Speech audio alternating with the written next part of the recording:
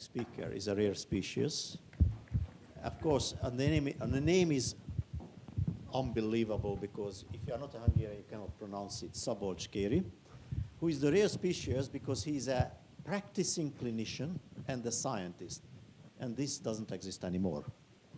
I know Per is nodding because he's a doctor but not a practicing clinician. This guy is a practicing psychiatrist, but at the same time, he works on psychiatric genetics and many other things. And 5 years ago, his paper, The Genetic Basis for Creativity and Schizophrenia, became a world sensation, so he was in all major media, ABC, CBN, whatever, because he discovered the gene responsible for creativity, and at the same time this gene can contribute to schizophrenia in a certain way.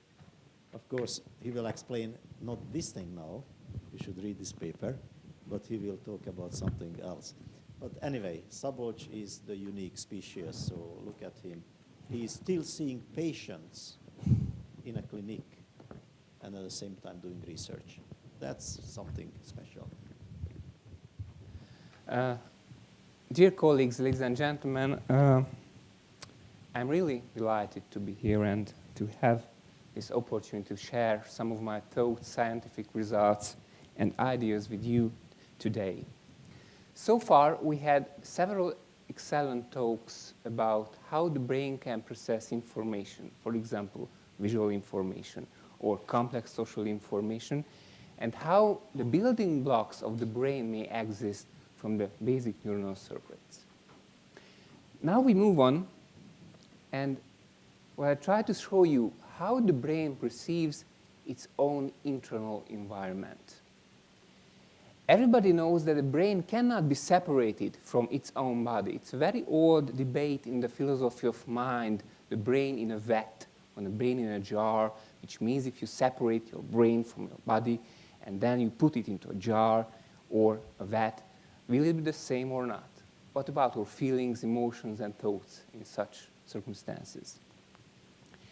Everybody knows that internal information, for example, your blood sugar level or blood oxygen level, have a profound influence on your emotions and cognitions and behavior, no doubt about it.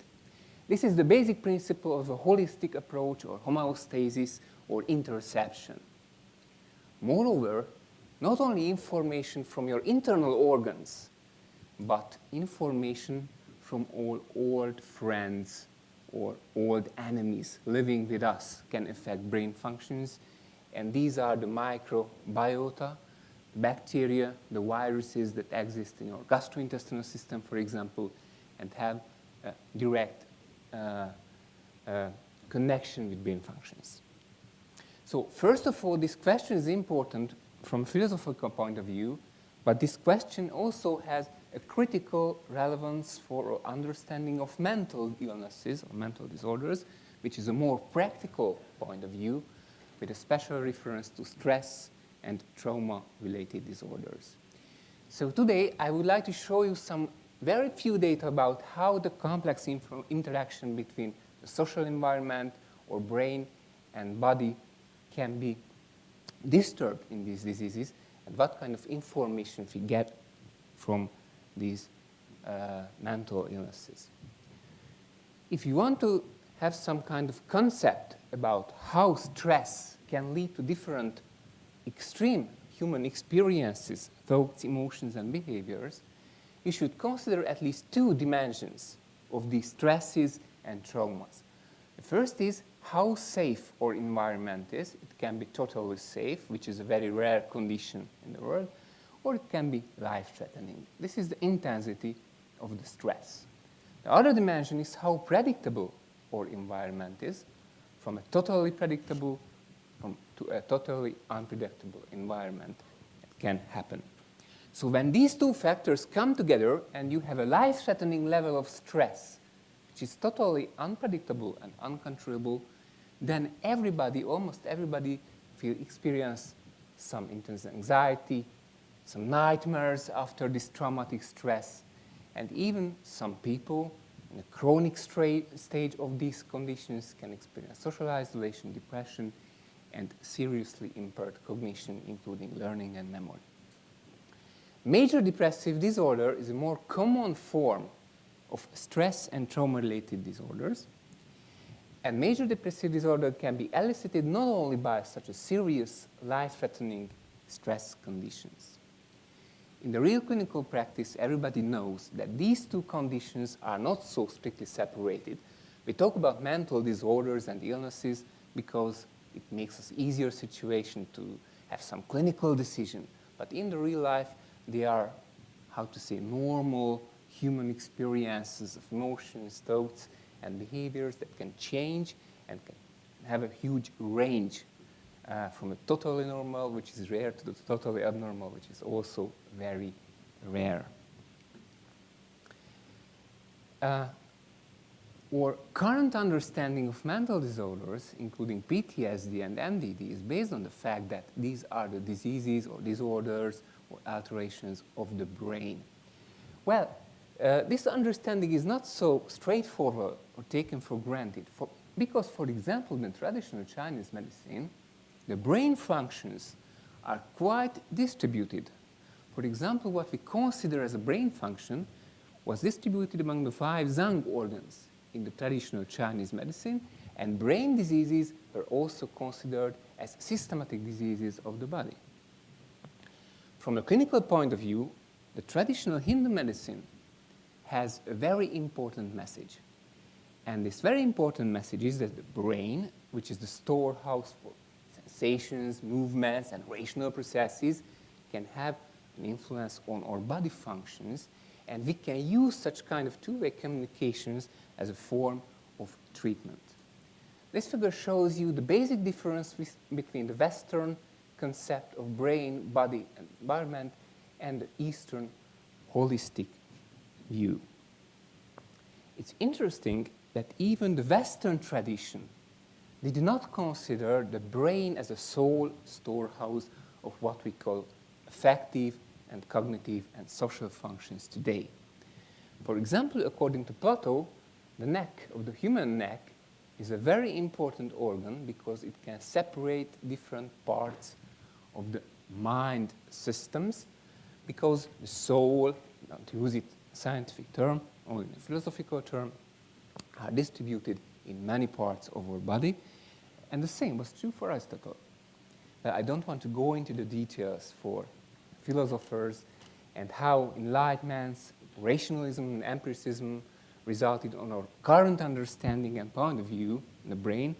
I would like to emphasize one interesting finding and one interesting fact.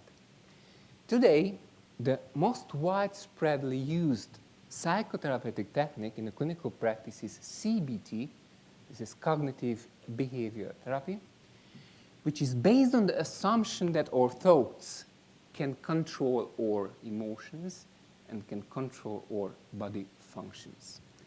When you feel depressed, it's a consequence of your abnormal cognitive distortions, biases, ruminations, or overgeneralization of negative events in your life.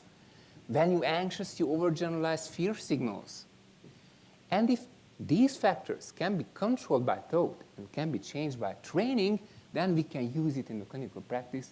And indeed, this is a very simple, widespread method to help such patients. The concept of CBT and our Western point of view, current Western point of view, which is very heavily influenced by positive psychology, which means that everything is fine, everything is good, the only fault can be found in your way of thinking, just for a negative distortion of the word. But this is now not true.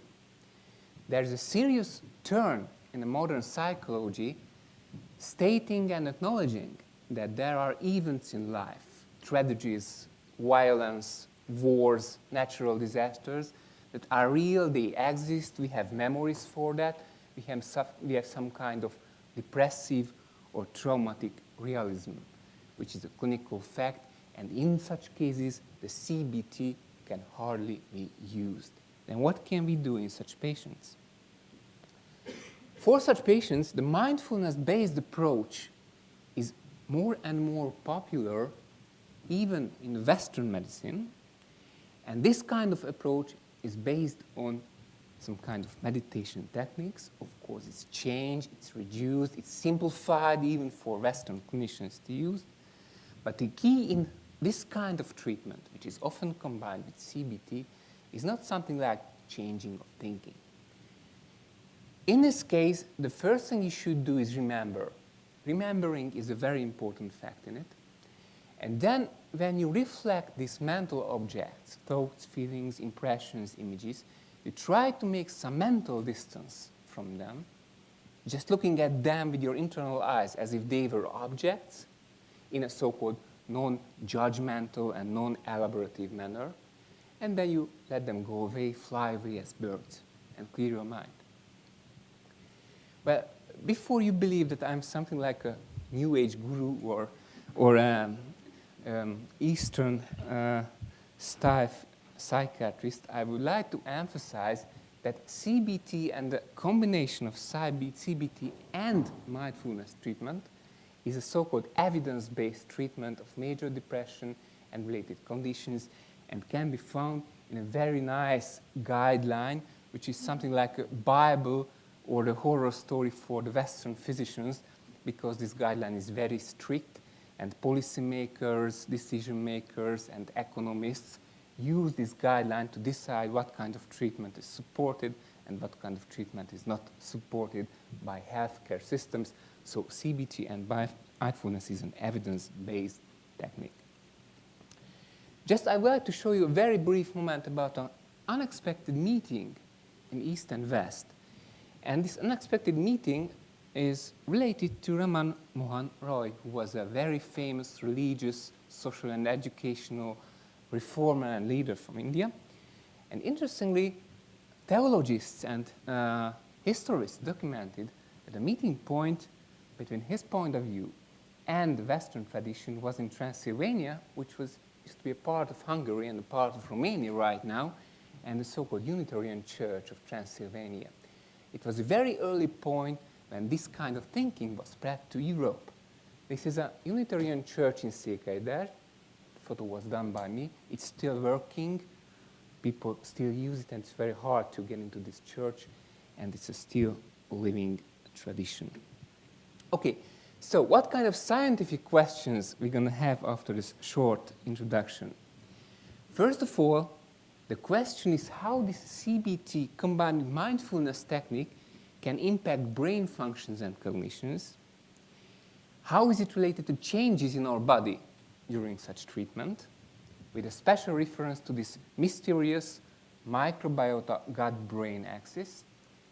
And of course, do we have any translational potential in these basic findings, which are very rich universe of animal models?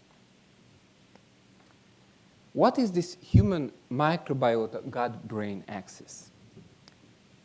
If you take a look at the bacteria that live in our gut, in our intestinal system, the taxonomy of phenotype level, then you can see that this is the most densely packed economical system in the world. We have 100 trillions of bacteria in our GI system, showing a huge degree of diversity and individual patterns, depending on age, gender, social status, medications, and even the geographical location where you live. It's unbelievable, but 4 to 8 million extra genes are added to the human body by this bacteria. And we shouldn't forget that this huge amount of bacteria has a close interaction with 100 neurons, the second brain in the enteric nervous system. This is the microbiota gut loop. We have at least 3 pathways for the communication between this microbiota gut system and the brain. The first is the internal system for the autonomic nerves, including the vagus nerve, which plays a major role in it, and the hypothalamic pituitary adrenal gland axis. This is the stress axis, the hormonal pathway. The second one is using the immune loop through leukocytes, and finally we have metabolites directly produced by bacteria that may affect brain functions, including short-chain fatty acids. So what about the changes in the system in disease, in stress-related diseases? First of all, we have the brain. This slide shows you the basic circuit for emotion regulation, including ventromedial prefrontal cortex, the amygdala, and the hippocampal formation, which is not shown in this picture. This is quite invariant regarding the culture, and there is multiple evidence that anxiety and stress-related disorders are associated with the abnormal activation and structure of this network. Potentially, we can have a working hypothesis that CBT and mindfulness approach may have some impact on these brain regions. Then we have the stress response, including glucocorticoids and catecholamines, and we have the gut. In the gut, you can see the bacteria, and during stress, there is evidence that these bacteria change their composition and change their localization. What you can see under such stress conditioned animals is that the tight junction between the epithelial cells are released, the protein composition of these structures unchanged, and bacteria will penetrate to the submucosal layer of the GI system, inducing inflammation in this part of the brain. Here you can see a very nice sample showing that there are missing cells, missing epithelial cells, and there are the invading bacteria penetrating to the submucosal layer, and you will have an inflammation there in the GI system. So this is a stress response. How we can change this stress response? Traditional Western physicians would say that, okay, we have a nice physiological mechanism here, inflammation, let's inhibit inflammation. Some people try to do that in MDD and PTSD, but it was not really successful.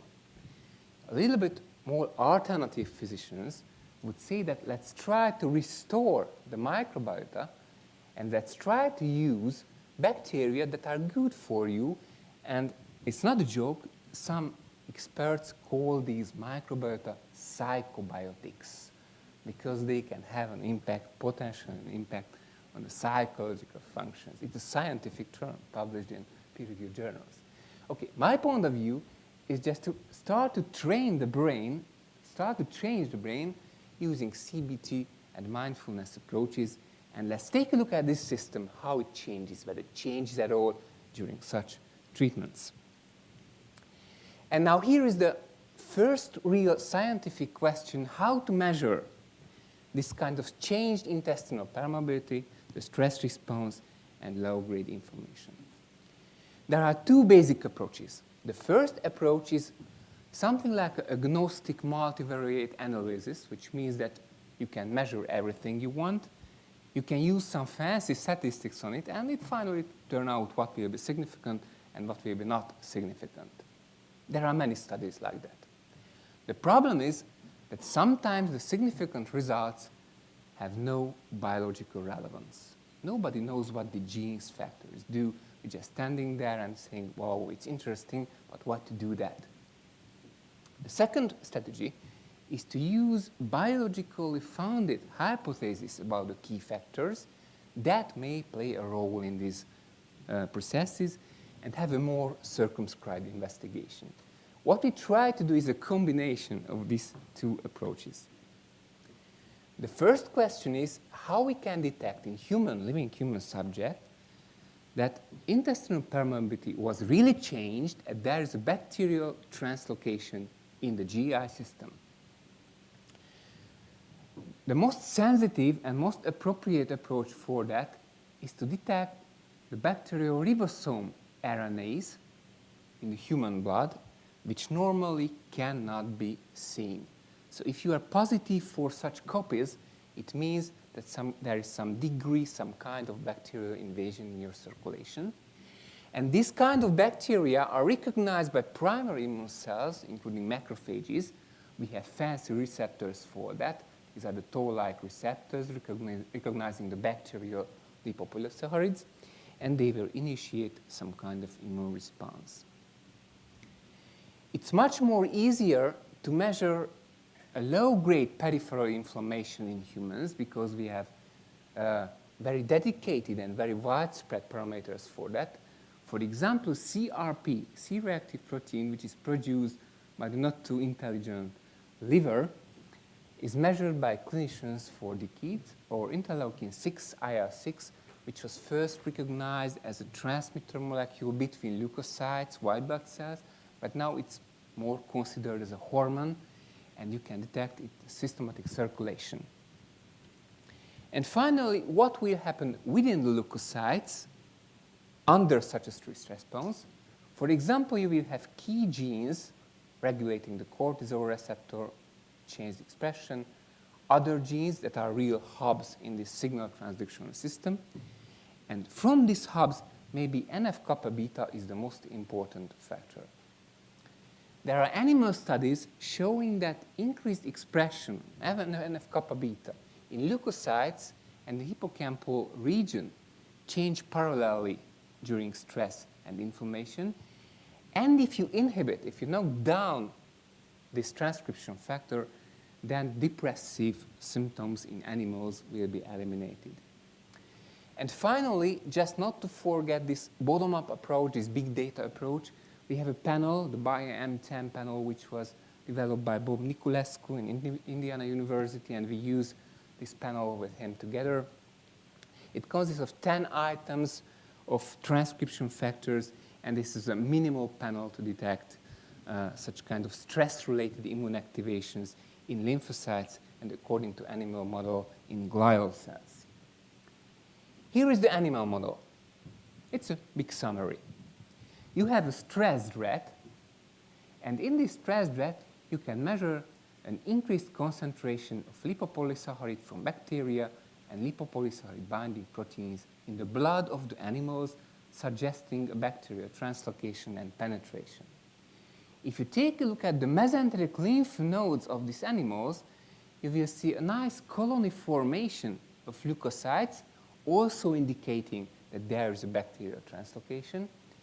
And what is interesting and important for us who study cognition, some kind of TLR4 activity can be detected in the brain of these animals, especially in the prefrontal cortex and the hippocampus.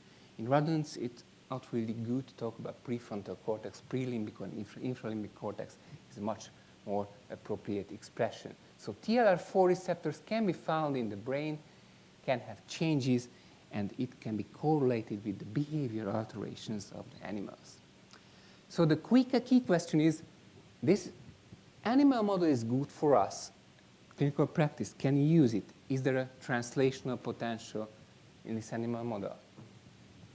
First of all, we recruited a group of patients with major depressive disorder. It was the first episode of major depressive disorder in their life. And they received a 16-week of treatment with CBT and mindfulness. And what we did, we measured different markers before the therapy and after the therapy. What you can see here is the bacterial 16S RNA, the ribosomal RNA, which is a marker for bacterial penetration.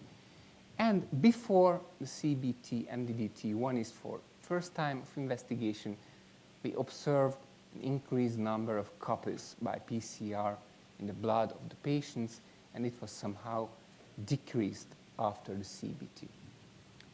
What happened with the TLR receptors, which are the primary detectors of such bacteria in the circulation of the human bodies?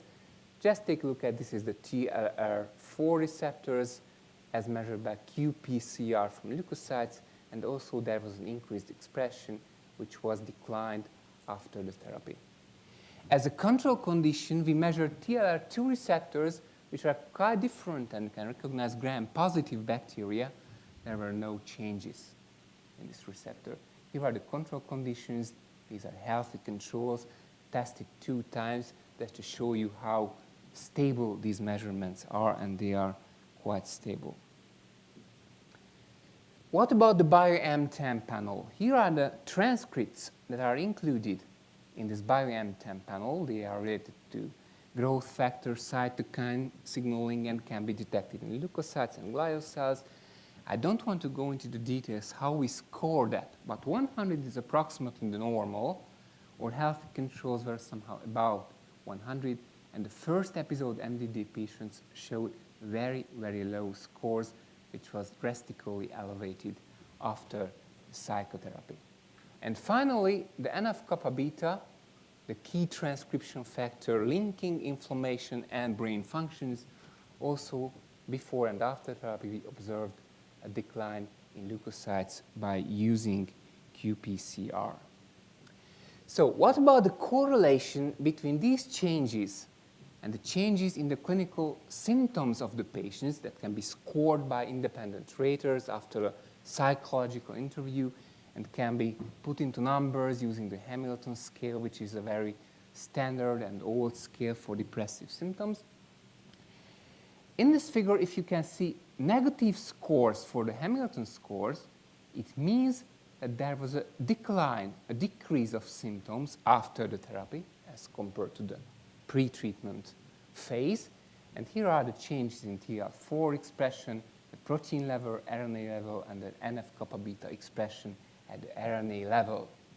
The correlation was positive, which means that a more prominent decrease in clinical symptoms was associated with a more definitive changes in protein expression, RNA expression for TLR4 receptors, and changes in NF-kappa beta in both cases. I would like to highlight one important problem with these figures. This problem is that we have a number of subjects who had positive scores in the Hamilton scale after the therapy, which means that in their case the treatment was not effective, and even after the 4 months of treatment, the depressive symptoms were more serious than before. They are the non-responders, and they will be very important later. The figure about the BioM10 panel, which is a composition of the 10 transcription factors, was very similar. Differences in the Hamilton score show the correlation with differences in the BioM10 score. Importantly, the most, common and widespreadly used indicators, IL-6 and CRP, didn't show any correlation with the clinical symptoms, indicating that this is not such a sophisticated or fine measure of changes. So what we have is an evidence for bacterial translocation in first episode patients with MDD, a consequent and specific primary immune activation, complex changes in leukocyte gene expression, and how it changes during CBT. We have this one, and this one. 2 questions. The first question, what's happening with the HPE axis? I didn't talk about the cortisol, the stress hormone level, and so on, which are very commonly investigated parameters in such studies. And finally, what will happen to the brain? Of course, we have seen the symptoms of the patients, but we didn't measure anything in the brain, which is quite intriguing. So other condition I would like to talk about is PTSD. This is post-traumatic stress disorder, which is very similar in many respects to MDD, to major depressive disorder. And indeed, the comorbidity between these conditions, the overlap between these conditions, approximately 60%. Today, when we want to measure the functional integrity of the HPE axis, including the hypothalamus, the pituitary gland, and the adrenal cortex releasing cortisol, everybody should avoid the measurement of stress hormone levels. You have low cortisol or high cortisol in saliva or blood.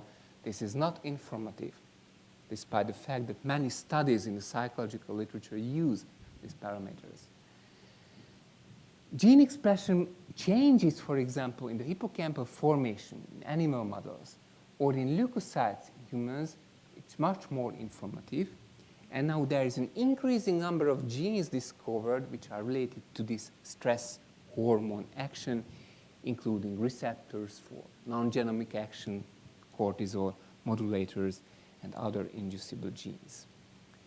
This is a structural MRI study, not from our lab, but from Fanny et al., showing that the genetic polymorphism of the key gene, this is the FKBP5, in these cortisol-related genes are associated with different shape of the hippocampal formation.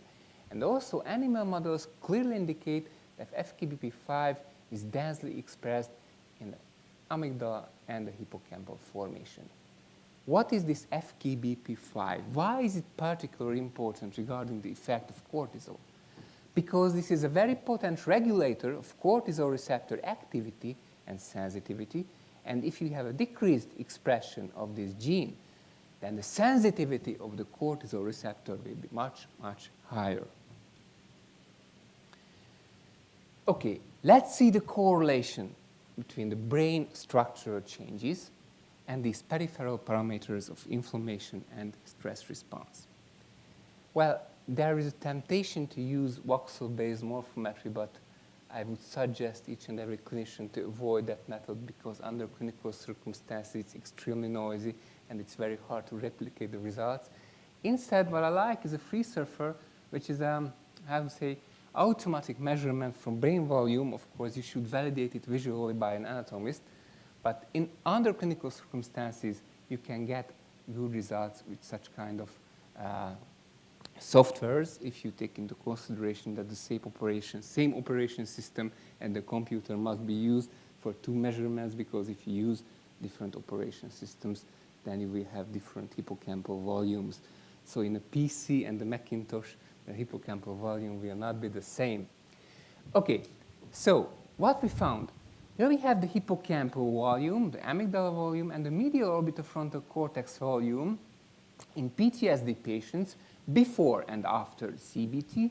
T1, red, is before, blue, T2, is after therapy, and we have trauma controls who were exposed to psychological trauma but didn't develop such kind of mental disorders. What we found, first of all, was a decreased volume of the medial prefrontal cortex in PTSD, both before and after the psychotherapy. This region of the brain didn't show any structural change during the CBT, in contrast to the hippocampal formation, which displayed a small but significant increase in the volume. Just a few percentage, as you mentioned in human studies, a difference, effect of training. This is also some kind of training. That was what we found. What about the peripheral inflammation? If you take a look at this figure, it's exactly the same that has been shown for MDD, meaning that in PTSD, in post-traumatic stress disorder, also there is a detectable permeability changes in the GI system, a bacterial translocation. What about FKBP5, the key cortisol receptor regulating factor? Before CBT, red, after CBT, blue, a significantly increased RNA expression was found in the leukocytes. And now here is a mystery in the slide. This very fancy factor, which is a ribosomal factor for humans, not for the bacteria, and interestingly, at least 3 groups, or group, one in New York City and the other in Netherlands, found that this is the most significantly changed gene expression in PTSD. Nobody knows why, but it's a housekeeping protein, and it does show some kind of changes, but no response to CBT. So following CBT and mindfulness approach, we had a decreased intestinal permeability, decreased cortisol sensitivity, no changes in this fancy protein, transcript or gene, which is the most significant marker in microarray investigation, and we should take into consideration again that the blood cortisol levels are far from conclusive in such studies. Again, what about the correlation with the clinical symptoms? If we want to put it in a very simple manner, we can say that there are a 3-way correlation between changes in clinical symptoms. We have the CAPS scale for post-traumatic symptoms, the hippocampal volume, and FKBP5 expression. Higher expression of FKBP5 was associated with increased hippocampal volume and better improvement on the CAPS scale. Again, we have a temptation to make a correlation between the voxel-based morphometry data and not this single gene, but the whole array, microarray. And in this case, you can find five 3-way correlations, and only this one is biologically interpretable, the other 4, we don't know why, and several spurious findings which are probably due to type 2 errors. So currently, everybody should be very careful when trying to find correlation between clinical data, scales, gene expression profiles, and brain structure or function, because these agnostic multivariate data can be very confusing. Okay, so I was talking about the hippocampal formation, and anybody can ask me, if the hippocampal formation, why not to study memory? Because the hippocampal formation is primarily related to memory functions. To fill this gap, we designed a very interesting and very easy task for the patients. It was a simple paired associate learning task. We called it the candy box task, an object place association task. Different candies with different colors are hidden in different parts of the computer screen in different boxes, 6 different boxes, and subject must learn where the different candies can be found. That's so simple. The trick in this paradigm was that we also used a version of this game with real persons sitting around the table, the same location in the computer screen, having different boxes and hiding different candies. And again, the learning phase was the same. In this candy box task, the additional feature was that in the real person version of the game, the social influence was added to the paradigm in contrast to the computer version of the game. Okay, so now I will show you several diseases, not going into the details, but I will tell you why I show these diseases. And finally, hopefully we will see the end result of it. What you can see in this graph is the number of the errors in this simple task, and the gray bar is for the healthy controls. It's easy. The task was not so difficult. With very few errors, healthy controls performed in the same manner the computer task and the real-life task. Now in blue, let's take a look at 2 diseases of the brain, autism and frontotemporal dementia, which are associated with impaired social functioning but good memory in the initial phase of the disease. In these 2 neurodegenerative diseases, what we found was a perfect performance in the computer game, but a highly increased number of errors in the real-life version of the candy box task. It means that the impaired social functions had some interference with memory functions in real-life circumstances. What will happen in early Alzheimer's disease? In early Alzheimer's disease, you will have a seriously disrupted memory, but very good social functions in the initial stage. Patients with Alzheimer's disease committed many errors in the computer task. As you can see, this is the gray bar.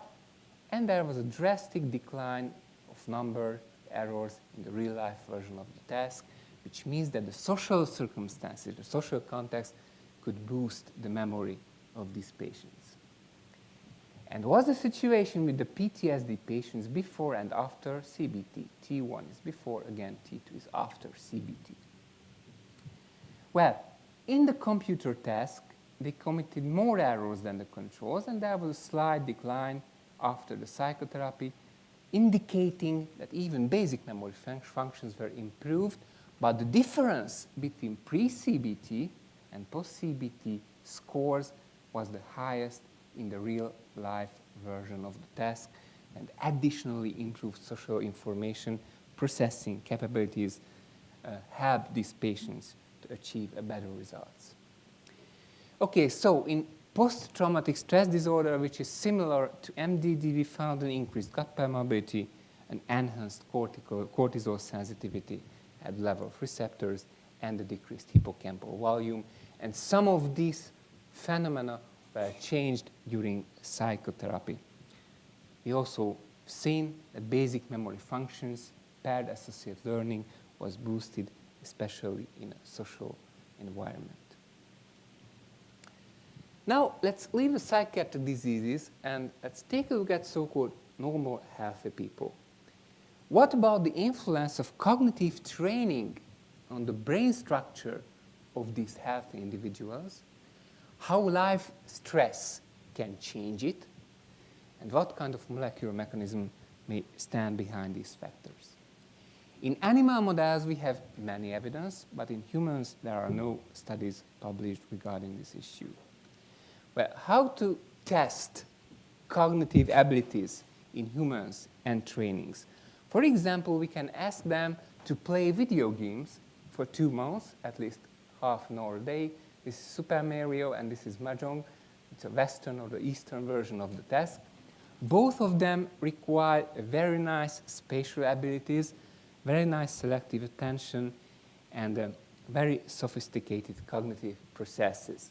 2 months training is a very long period of time. During this period of time, what we found was an increased right hippocampal volume in these healthy individuals. The left hippocampus and the caudate nucleus didn't change during this, not treatment, but training.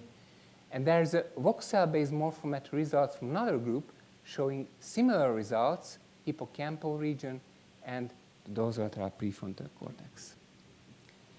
When we take into consideration the number of negative life events these healthy individuals had in the 1-year period before this training, we can find a negative correlation between the changes in the right hippocampal volume and the number of negative life events, and also a negative correlation between these volume changes and NF-kappa beta expression in the leukocytes.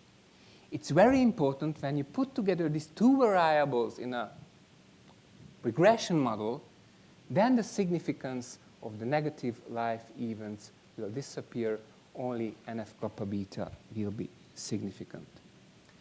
So there is accumulating evidence that these popular games that are designed to entertain us, but they have more positive functions, can induce small but significant and reproducible structural changes in the human brain, and the key region is again the hippocampus and the prefrontal cortex. It seems that if you have more negative life events, more stresses, this kind of neuronal plasticity is less effective, and one of the key players in this game can be NF-kappa beta. Okay, so what are the limitations of this approach? First of all, this mechanism seems to be very general. When such molecular factors are discovered, they have fancy names, for example, genes for memory, genes for social functions, genes for language. And after decades of research, it turns out that their function is more widespread than just a single cognitive functions. And finally, most of them will have this housekeeping term. It's not too nice to have a housekeeper, but many of these factors turn to be that. Another important factor, the activation of these so-called immune parameters or inflammation parameters. Again, not specific. TLR receptors can be activated by many factors, not only by bacteria, but even in cancer you can see such kind of activation, and even the saliva of different animals you can find TLR receptor activation. Balázs knows what I mean. That's another story. Now we know that such kind of inflammatory mechanism, including the cytokines, interleukins, these are not some kind of pathological factors or enemies that will destroy your brain. These are normal homeostatic regulatory mechanisms in the brain. So don't try to eliminate all interleukins from the brain because you feel it's harmful. You will cause another disease. There are no studies published exactly showing that when you change the composition of gut microbiota, it will have a specific effect on the brain. A missing link. The diversity of this bacteria is very high, and as I mentioned, there are methodological issues, for example, the combined big data studies and hypothesis-driven studies. What can we do? CBT and each and every kind of psychotherapeutic approaches are not effective enough. Approximately 40 to 60 patients respond to such therapies, and even the efficacy of SSRIs and other antidepressants are not higher. So what we can do? We can add psychobiotics, I'm not sure about that, and we can have very nice advices to the patients to change diet, exercise, eat more fish oil, and take different vitamins. What else we can do? This is a very freaky idea, but it's a real idea, to use genetically modified bacteria in the GI system of human subjects, for example, that produce IL-10, which is an anti-inflammatory cytokine of TGF, which is also an anti-inflammatory substance. And probably this genetically modified microbiota can have a potentially positive impact on health. I'm not sure about it, and I would be very careful with such approaches. Another approach is to use pharmacologically augmented psychotherapies. That's what we try to do. And we have some candidates that can be used intranasally, sniffing by the patients, which have a convergent effect on the BioM10 panel, NF-kappa beta, and the FKBP5 system. And one of that candidates is IGF, insulin-like growth factor, which has a double effect on brain plasticity and decreased gut permeability. Other candidates, and finally I would like to see oxytocin, which is very popular. Sniffing oxytocin is a popular literature. You can see that this is a hormone of trust or love, because if people sniff that, they will feel more trust. They will provide another performance in economic games, trust game, and the prisoner's dilemma, and so on. It's very popular. But these kind of findings are published in very highly ranked journals and have very, how to say, intensive media attention. Last time, the treatment of autism with oxytocin intranasally was the most popular one. A final note. Everything is related to everything. When we talk about the HPE axis, I mentioned that cortisol is released, but there are other hormones in the posterior pituitary, including vasopressin and oxytocin. So during the stress response, oxytocin is released, and it seems to be that according to some experts, this is the good player. I'm not entirely convinced about that.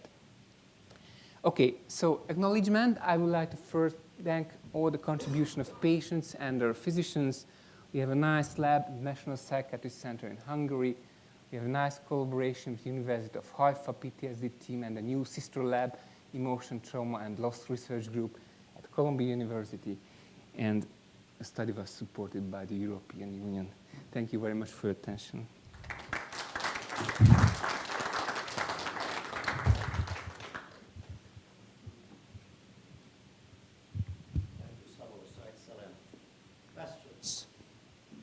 Can I ask a question which you definitely know already from my approach?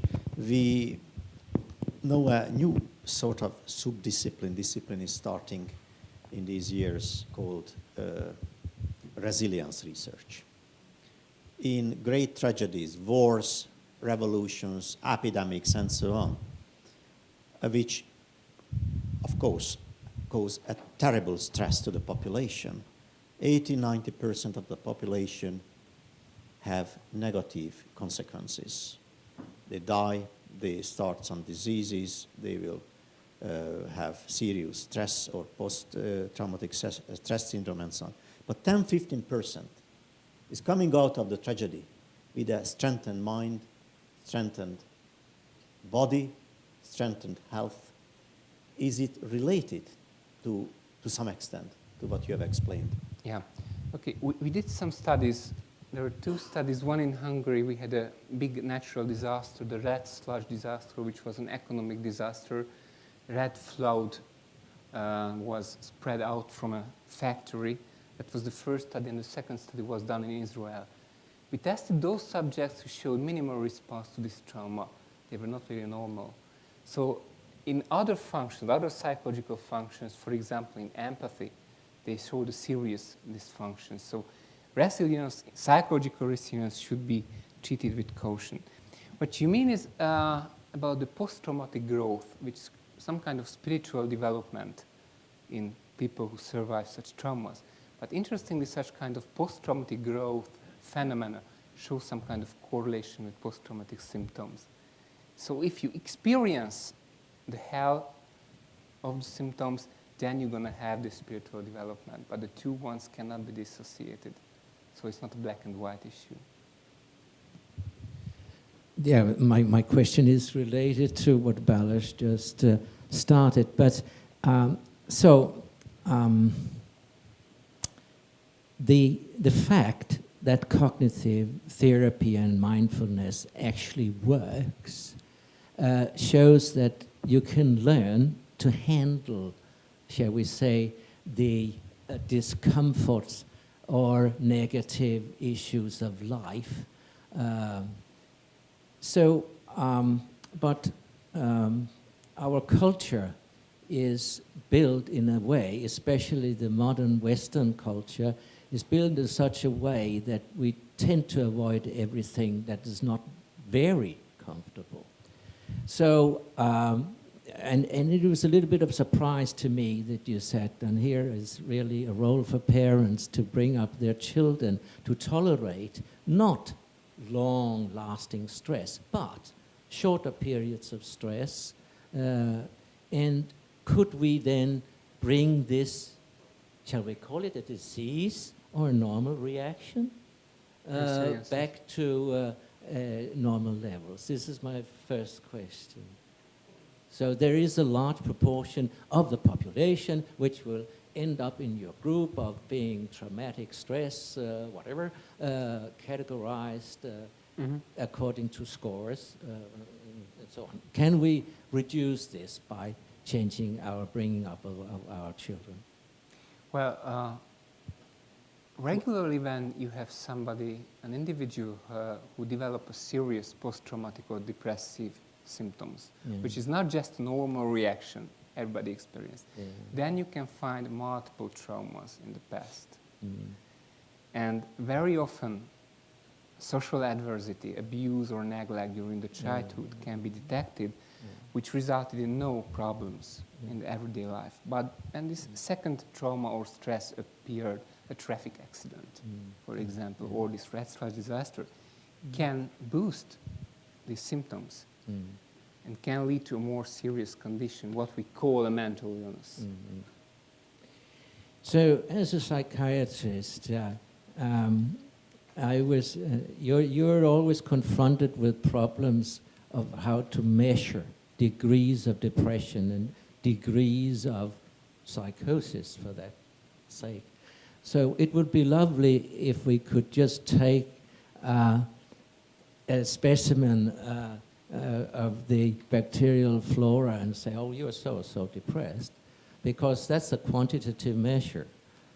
The problem with it is that it's not really related to, shall we say, the dynamics or how the brain functions.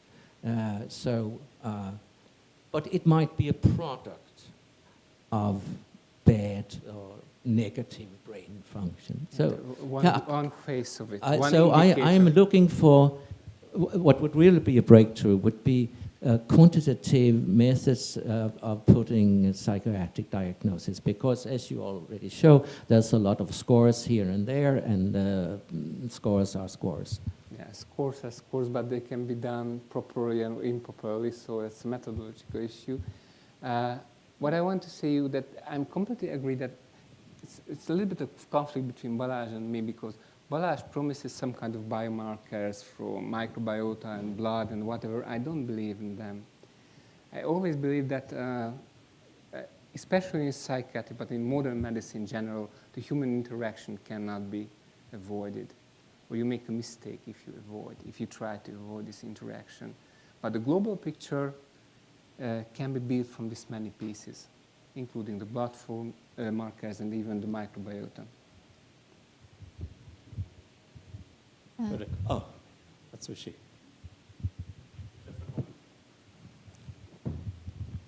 I have introduced a marmoset automatic machine, and marmoset have a very peculiar syndrome called wasting syndrome. You know that this is explained as some kind of social pressure, and some of them are very nervous about it, and that's decrease the immune tolerance, and very similar to what is expressed in humans, and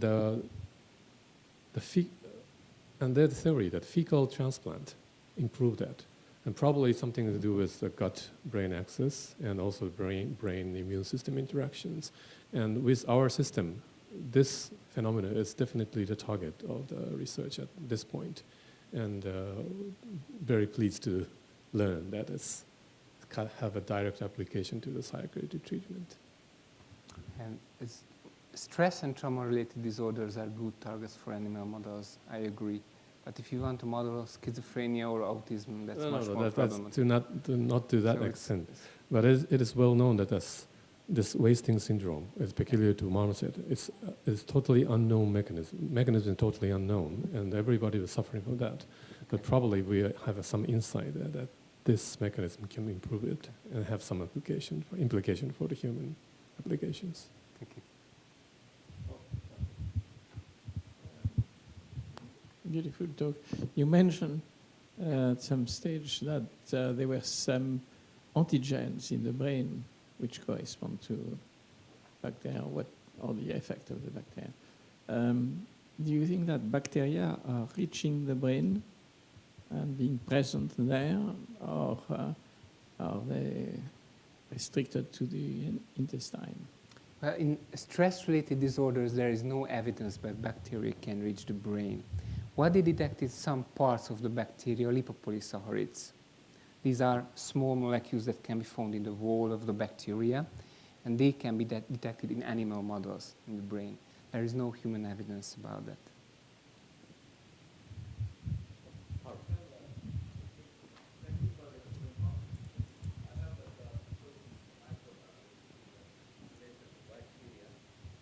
Anybody has done on the molecular characterization of the communities in the gut and also in the blood, in order to make the difference, whether the gut microbes only have in the blood there's such a metabolite, 16S RNA metabolite.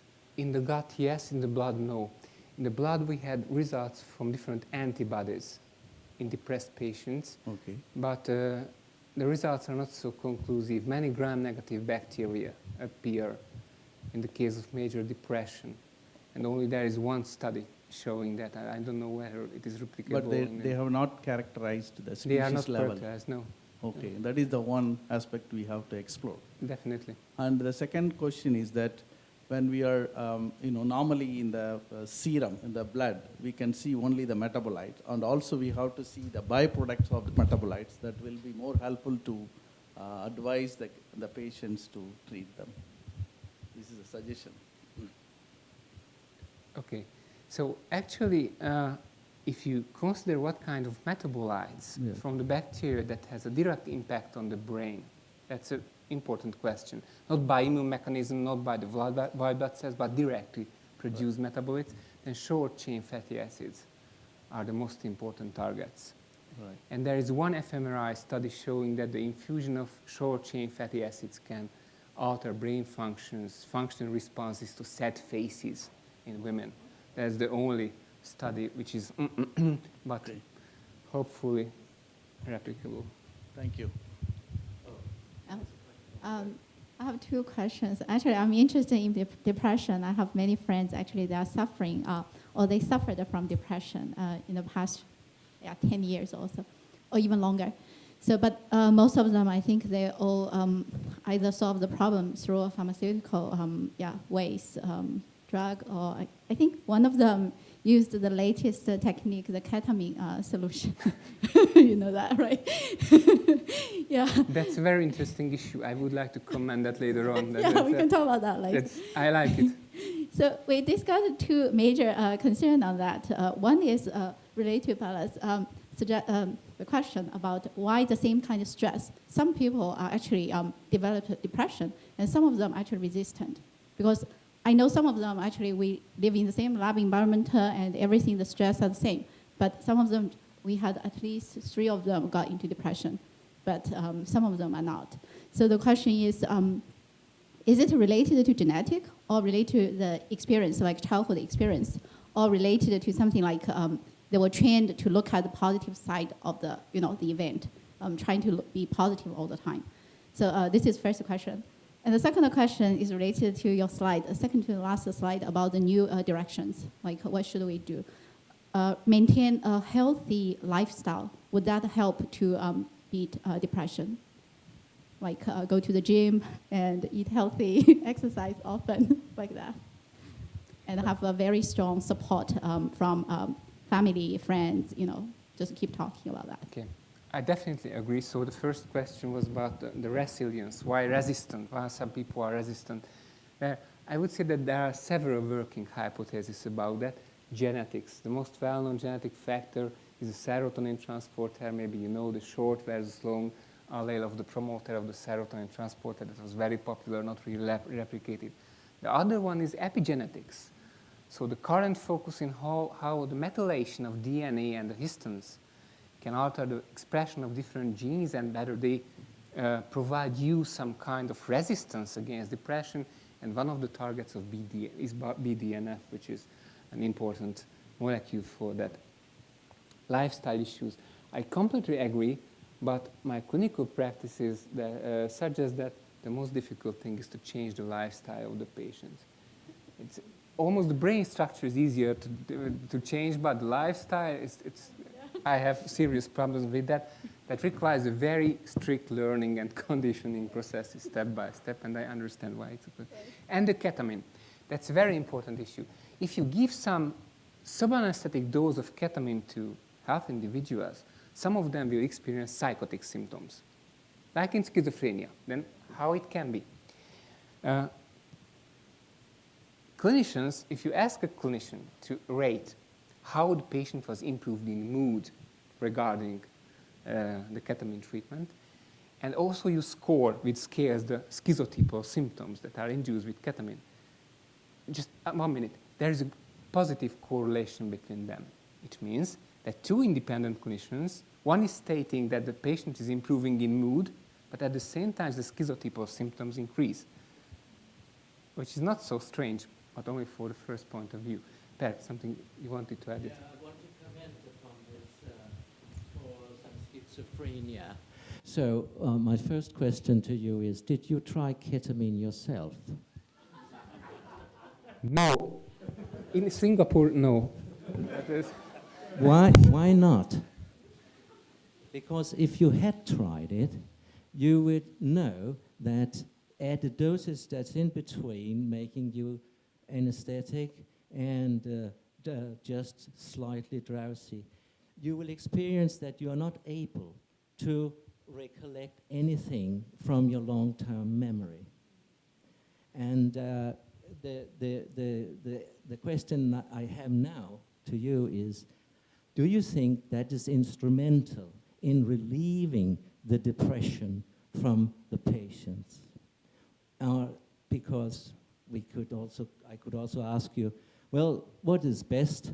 The best is to give a blow to the brain, electroconvulsive therapy, and that really cures by far the most of the depression. Why is that? I had exactly the same question about electrotherapy. We are doing studies in Stockholm with PET. With ECT? Yeah. Okay. So regarding the first question, in general amnesia, I think it's a very rough measure. I cannot say that generally inducing amnesia can improve depressive symptoms, but specific memories, and especially the style of your memory, is very important. Depressive patients tend to overgeneralize autobiographic memories, not only negative, but also positive memories. The spatial temporal context is not so exact. The boundaries of the memory trace is not so exact. If you improve that, then it will be good for mood too. And there is some improvement regarding that. Amnesia, I don't think so. I'm not sure about it. ECT, there is one clear indication for ECT currently in psychiatry. This is major depression with catatonia. When the patient is not able to move, not able to eat, not able to speak. That's a deadly condition. So such patients will die if you don't do anything. In those cases, ECT can save lives. In my opinion, in older cases, it's not acceptable.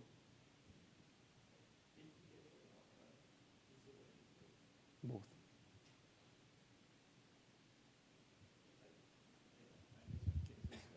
I know some cases, I am not a clinician, where ECT really almost saved some highly depressive people from suicide. So what do? You let them suicide? Excuse me? You let them commit No, suicide? of course not. Of course not. But I think that the risk of Because suicide, they are if you very resistant depressions no, sometimes. if you consider the risk of suicide, the long-term risk of suicide, ECT is not the proper method to prevent long-term suicide. I think that psychotherapy is the proper method to prevent suicide in a long-term course of major depressive disorder. In the acute phase, when I say catatonia, it's a more general feature. So when the patients cannot be accessed verbally, that's a kind of catatonia according to current classification in psychiatry. So in that case, ECT should be used and must be used. And the other more circumscribed question is, no. The more circumscribed and specialized issue is how you use ECT, because it depends on the frequency of the stimulation, the intensity of the stimulation, both hemispheres or only one hemisphere. And even by changing these electrophysiological parameters, there you will have very, very different effects on the patient memory, for example. And in many clinics all around the world, I have seen several clinics, they have no slightest idea how to do ECT properly. And that's a problem. No, I agree. I fully agree. Catatonia, so that so-called deadly depression, is, in my opinion, the only indication. I started in a psychiatric clinic many years ago, and that was the only reasonable, only real diagnosis. And you know that if you have a Why do you restrict the use of ECT? to this disease category? Yes. Because two reasons.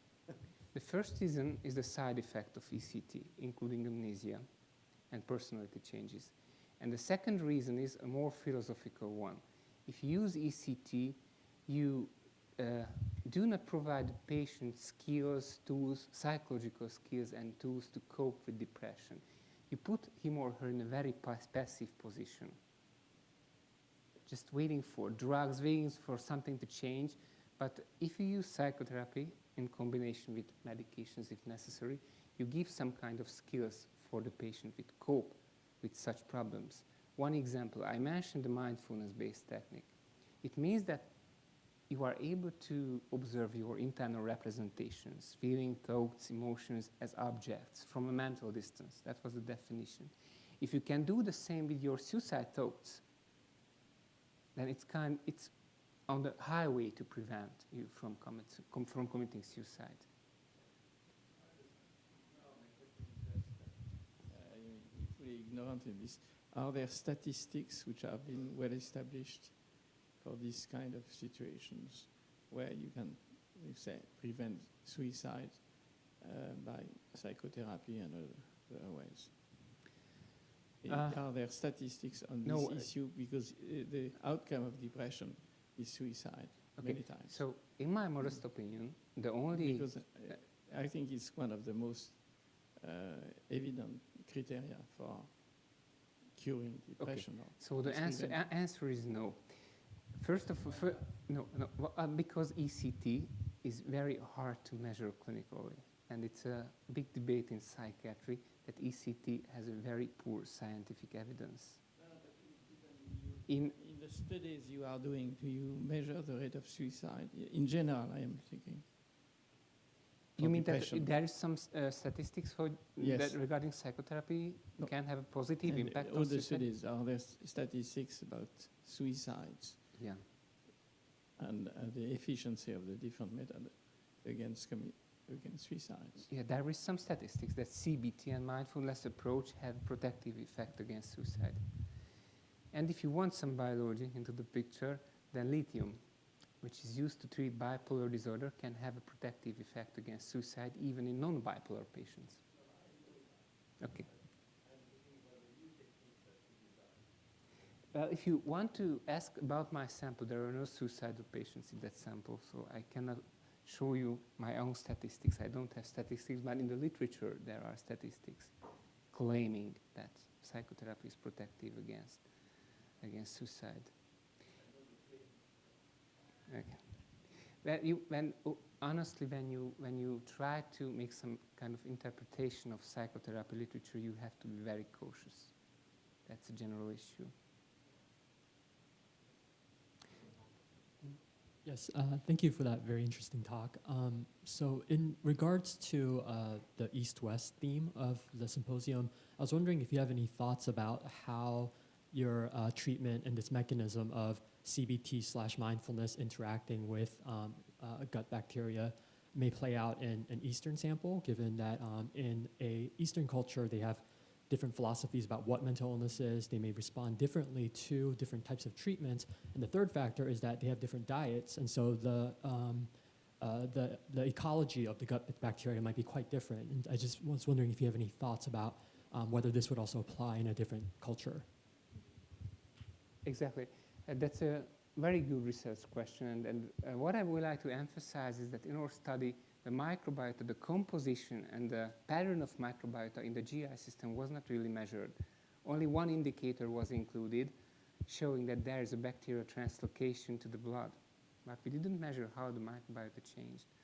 So that's a very good question. I think we definitely have a task for our East-West cognition program. Any further questions? If not, thank you so much.